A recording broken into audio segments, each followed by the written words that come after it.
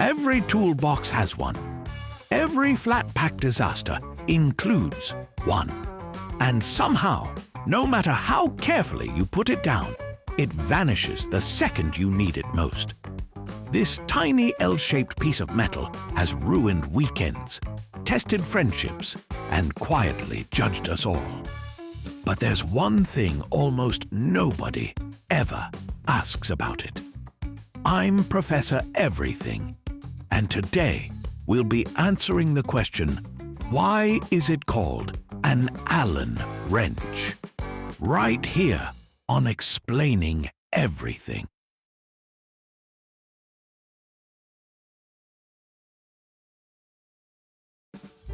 Let's start with the object itself. The Allen wrench is small, simple, and aggressively confident in its shape. No moving parts, no flashy design, just a bent piece of metal that says, you will turn this screw, and you will do it my way. Officially, it's a hex key, named after the hexagonal shape it fits into, but almost nobody calls it that casually. In the US, it's the Allen wrench. In the UK, it's the Allen key. Either way, the name Allen has somehow become inseparable from this tool, even though most people couldn't name a single Allen in their personal lives. And that's the mystery. Screwdrivers are named after what they do. Wrenches are named after how they work. This one? It sounds like it belongs to a guy who borrowed money from you once and never paid it back. So why Allen?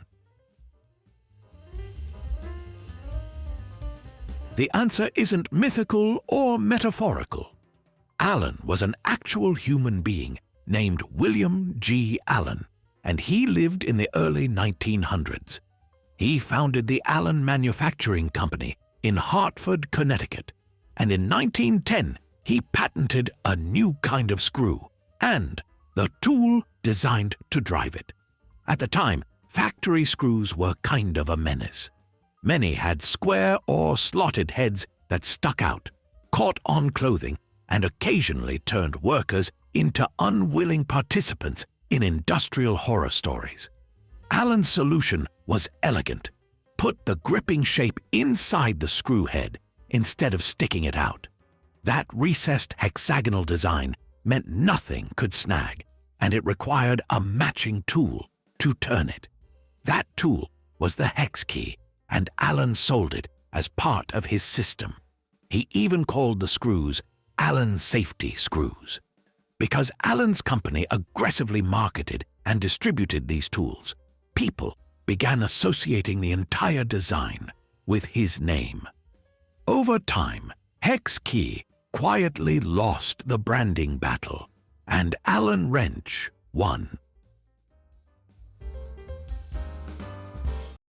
Now here's where history gets a little awkward. William G. Allen didn't invent the concept of a hex-shaped driver from absolute scratch. Similar ideas appeared in patents decades earlier.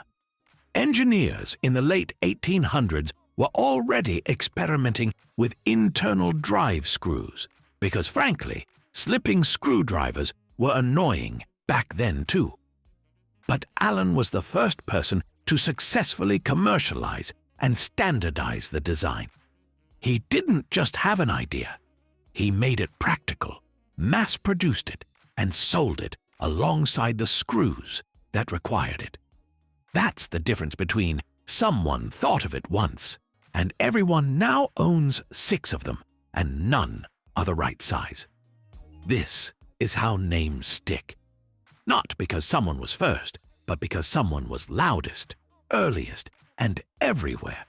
Just like how Kleenex means tissue and Band-Aid means any sticky medical rectangle, Allen wrench became the default term, even when the actual Allen brand wasn't involved.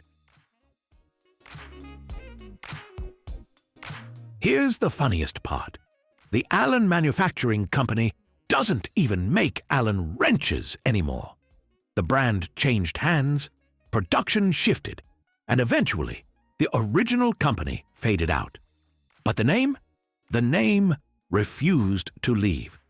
Today, millions of hex keys are made by companies that have nothing to do with Allen, yet we still credit him every time we ask, "Do you have an Allen wrench?" That's brand immortality. Even more interesting, other countries didn't fully adopt the name. In Germany, the tool is often called an in-bus key, which comes from a different brand entirely. In Italy, it's sometimes called a brugula.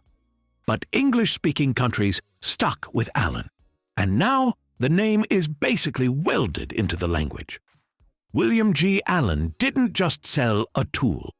He accidentally became a permanent vocabulary entry.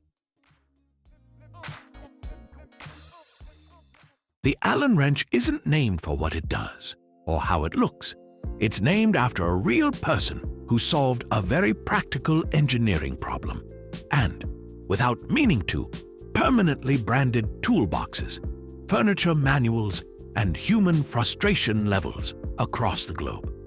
One small idea, one simple shape, and suddenly his last name became a lifelong companion to every piece of flat-pack furniture you've ever owned. And the next time that tiny L-shaped tool disappears 5 seconds before the final bolt goes in, remember this: you're not just missing a wrench. You're taking part in over 100 years of industrial history, linguistic coincidence, and a proud tradition of staring at the floor, convinced it has to be somewhere nearby, along with a healthy dose of mild, completely universal suffering.